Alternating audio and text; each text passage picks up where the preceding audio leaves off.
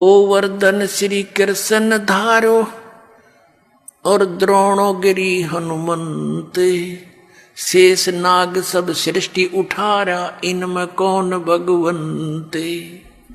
यदि तुम एक ही इस लक्षण से, इस चमत्कार से कि श्री कृष्ण जी ने गोवर्धन उठा लिया, हनुमान जी ने तो फिर द्रोणागिरी उठाई, और आप ही लोक वेद सुनाते हो ब्राह्मण लोगों के शेष नाग के सिर पे कहते हैं एक कूर्म है, कूर्म के ऊपर एक शेष नाग है, शेष नाग के सिर पे एक बैल है, और उसके ऊपर फिर सारी पृथ्वी रखी है। कहते तुम मानते हो कि शेष के सिर पे सारी सृष्टि है शेष नाग के, तो यो सारे ब्रह्मांडा तुम्हारे पूरे ब्रह्मांड ने उठा रहा, समझ लो पूरी पृथ्वी उठा रहा।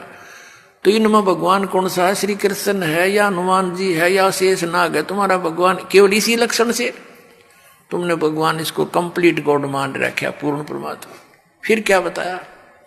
कहते हैं समुद्र पाट लंका गयो सीता का भरतारे।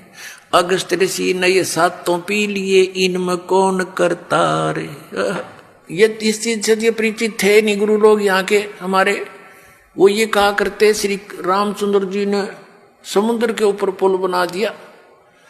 परमात्मा कहते हैं यदि तुम इसी लक्षण से इसको भगवान मान बैठे तो क्या बताते हैं कि समुद्र पाट लंका गयो, यानी समुद्र को आट के पत्थर उसको ऊपर रख के और लंका चला गया। कौन? सीता का भरतार।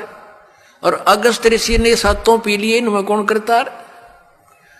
एक अगस्त नाम के ऋषि थे, उन्होंने किसी कारणवश किसी अपनी जिद के ऊपर अहंकारवश समझो वो सातों समुद्रों को एक घूंट में पी लिया था, ऐसे चुल्लू उठाकर ऐसे पी लिया था। सब समुद्र खाली हो गया था, अकेली पृथ्वी रह गई थी। अब पुण्यात्मा, अब परमात्मा कहते फिर ऋषियों की प्रार्थना से उन्होंने फिर वापस उसको कुरला कर दिया तो भर गए थे। ये आध्यात्मिक शक्ति है, मार्ग है, इसमें आप विज्ञान को ना अड़ाना। विज्ञान तो बालकों का खेल है। ये जहाज बना लिए, इससे मांडी पाए, ये कंप्यूटर बना लिए हैं, परमाणु बम बना लिए, और 2 साल वर्षा ना करे भगवान, ये धरे धराए रह जा थारी साइंस किधर ढूंढे नहीं पाओ। जर लगे खड़े खड़े इन जहाजों के ऊपर कुछ बैठनिया नहीं पाओ।